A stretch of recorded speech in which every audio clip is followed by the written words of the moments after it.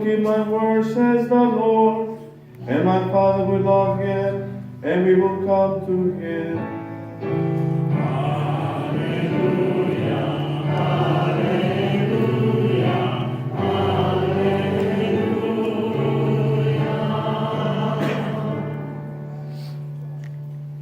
The Lord be with you. A reading from the Holy Gospel according to John. Glory to you, Lord.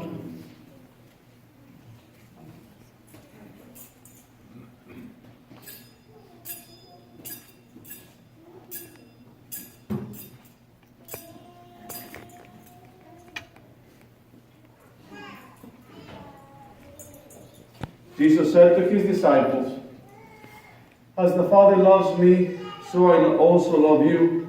Remain in my love. If you keep my commandments, you will remain in my love, just as I have kept my Father's commandments and remain in his love. I have told you this so that my joy may be in you and your joy might be complete. This is my commandment. Love one another as I love you. No one has greater love than this, to lay down one's life for one's friends. You are my friends if you do what I command you. I no longer call you slaves, because a slave does not know what his master is doing. I have called you friends, because I have told you everything I have heard from my Father. It was not you who chose me, but I who chose you, and appointed you to go and bear fruit that will remain, so that whatever you ask the Father in my name, he may give you. This I command you, love one another." The Gospel of the Lord. Praise to you, Lord Jesus Christ.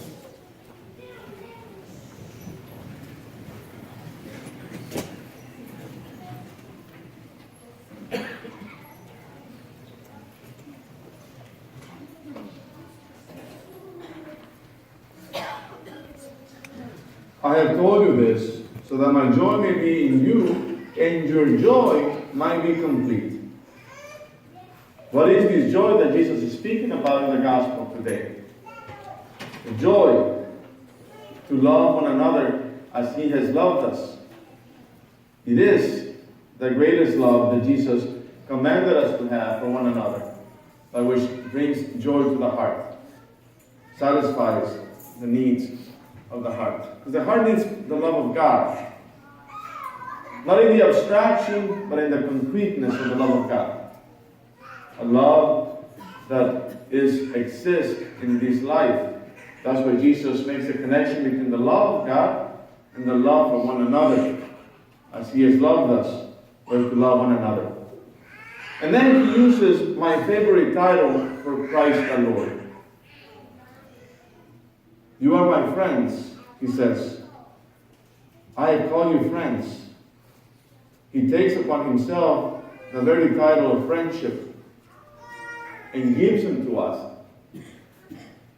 Significant what the Lord is doing. And as many centuries the church has reflected upon that, because Jesus is not calling them brothers. The brothers we are by adoption. As children of God we are. He didn't call them family, he called them friends. It's a very specific virtue that the Lord is referring to. For us who listen to these words, perhaps we're a little confused. It's kind of the same confusion that the word love has in our culture today. In our world, the word love has been diluted to so many things. Love of people, love of chocolate, it's kind of the same thing. You know, love has so many meanings that we don't like to compartmentalize it, but we need to, because in reality, love is much more complex than to say it's just merely an attachment, like psychologists say, or it's just merely an attraction. Love is concrete. So is friendship. How to define friendship? St. Augustine had that problem, like many of the saints, and tried in many ways to define what friendship is by defining what friendship is not. So, it's one of the few things that in our life we have a hard time describing. Because we can say that people are our friends in a general way, in the Facebook kind of friend way. At some point I reached almost 3,000 friends on Facebook. I must confess to you, I reduced the number significantly. At least my acceptance of friendships is that do I know this person if I see them in real life? You know, it's still very vague. Do I know this person if I see them in real life? If I don't, you're going to pardon me, but I'm not going to accept the friendship.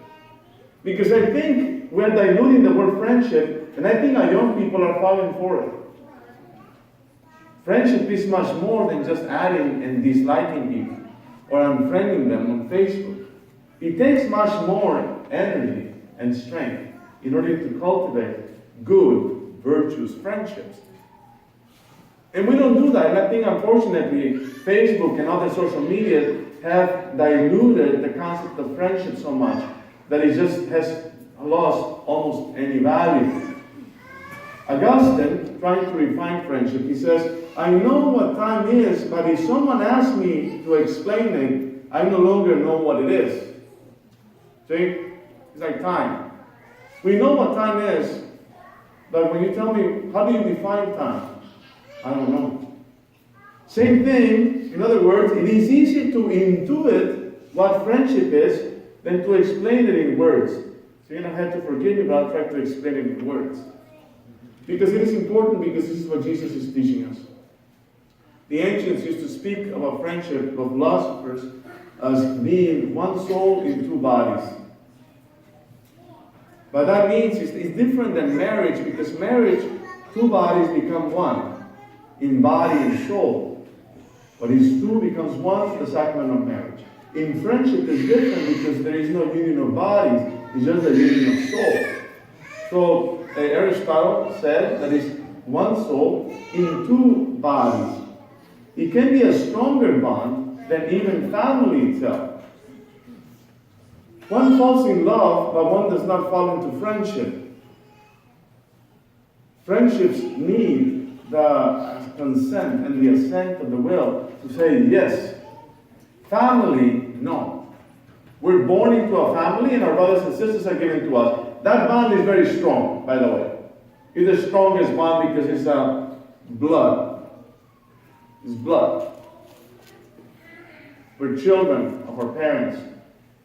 We're siblings. There is a bond and there is a responsibility that goes with that bond that lasts forever. Not forever, but until death do us part kind of thing.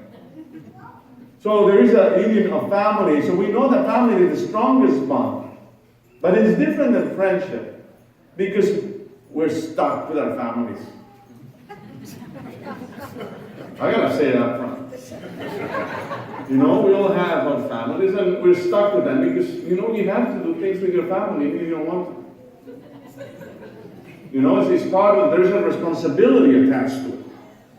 The responsibility of families. We have to be there for them, they have to be there for us. Good times and in bad. In friendship, that does not exist. The connection is purely moral. It's love. You don't have to. It just is. And I think that's where the essence that is being lost in our culture today in regards to friendship. We fall in love, but we do not fall into friendship. Aquinas says, however, of all things in human relationships, only friendship is necessary for happiness. He defines what makes us happy. After he goes through a series of things and objects, he says friendships make us happy. It's necessary in our human relationships to have them.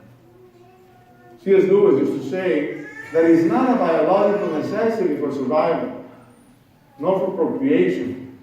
We do not need them in that way.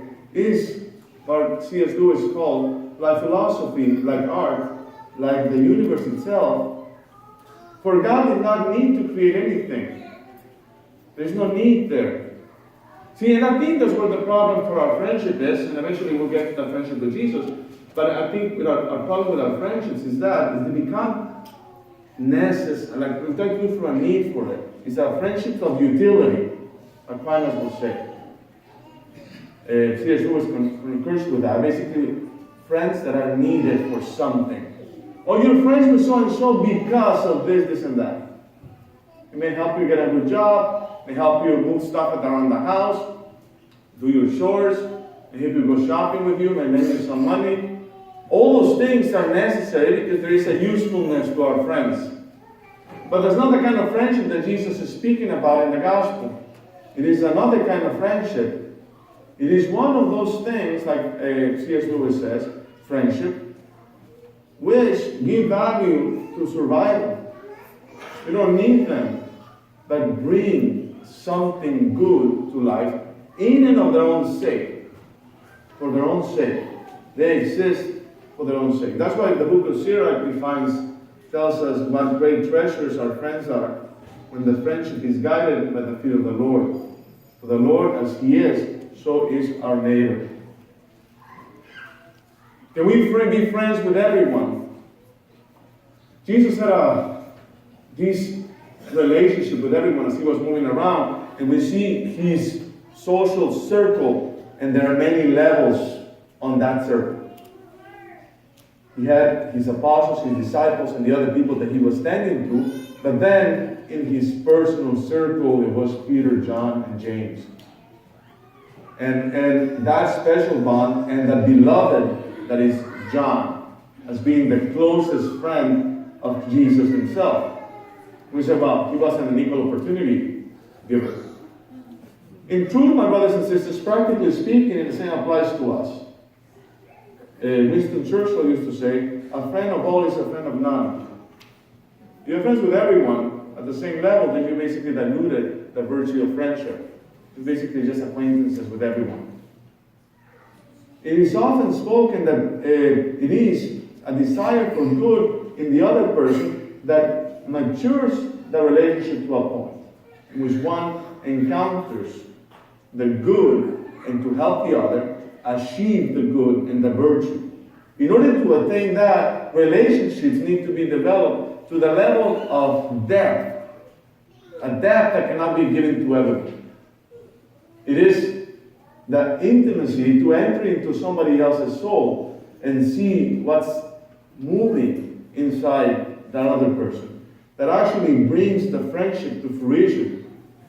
If it was not, my brothers and sisters, we just remain at the level of the superficial without actually going in depth into a relationship. It is essential to friendship that be founded on a common search for the good and the truth. That which binds people who get together to do evil is not friendship, but complacency. It's an association that corrupts, as I said in legal speech. Friendship is nourished by confidences.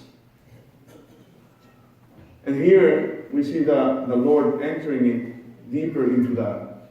Love one another as I have loved you. This is where joy will come. No one has greater love than to lay down one's life for one's friends. It is elevated as the greater of all loves, precisely because of the freedom that comes with it, that requires it, the reconciling nature of it. You are my friends if you do what I command you. Not a slave, so it's not a matter of utility, whether you're useful to me or not. But you are my friends because I have told you everything. That is where the level of confidences that nourishes friendship. That is, by the fact that I confide in another that which is deepest and most personal in my thoughts and experiences is what becomes the seed to a lasting friendship, for life even. The confidences that develop. It's hard, because most of the time friendships cause us to be there for the other. not to get preachy with the other. It's very hard to attain. Just to be with other without trying to change them. That's what the hard thing is. Accepting the other and having to become over preachy. It's my job to be preachy, by the way. As priest, I have to make corrections. I have to say right and wrong. But even with my close friends, sometimes they think they should judge them, but I can't. It will be a violation of friendship. And it requires me to say nothing. Perhaps that's why I'm friends with Catholics and even agnostics. Because at some level of deep interpersonal relation, you don't need to call on the conscience. You just have to be there for the conscience. When the conscience needs, then you're there. So it is a virtue that in itself is work. That's what we cannot have with everyone. And that's what it's hard to do. So what is in relationship with the Lord? St. Teresa of Avila said it this way. Prayer is like spending time alone with a friend. I think the crisis we have of prayer in our life, in our culture today, is precisely because we have challenges in regards to friendship. Our prayer life mirrors our friendships. If we're only friends of utility, then we're only going to see God in relation to how useful is He for us. We will reduce prayer to only asking for favors constantly. Imagine a friendship that is based only on giving and doing favors for one another. And that's it. There's no presence to it, it's just doing things for the other. Same thing happens with our relationship with the Lord, that we just reduce it to merely asking for things from Him. The Lord does not want us to just be asking for things, even though He says, ask whatever you want, I'll give it to you. He wants us to be able to be at the presence of friendship, that is, be there. A strong support. Whoever finds one has found a treasure. What is friendships good for then than to bring joy? Benedict XVI, reflecting on it, he says, its object will be reconciliation. To learn to forgive the other because he's another. That's called Benedict. If we do not see our brother as an obstacle, we cannot love him. His otherness, he says, is a sign of a presence. In other words, we have to forgive. Our friends will be as long our friends as we forgive them for not being perfect, for having their weaknesses, their flaws. If we don't forgive, that's the end of it. The work of reconciliation is what binds friendships for life, to forgive one another. So when Jesus commands us to do this, He's speaking from the depths in order to find true joy in life. In the bottom line, Jesus is saying, if you forgive, you will find joy. Because you will find love. Love like mine. Like the love that Jesus gives us. No greater one exists than this. I command you, love one another. In forgiveness is the key to joy. We ask the Lord to give us a heart that is docile to love and docile to friendship. In the name of the Father, and of the Son, and of the Holy Spirit. Amen.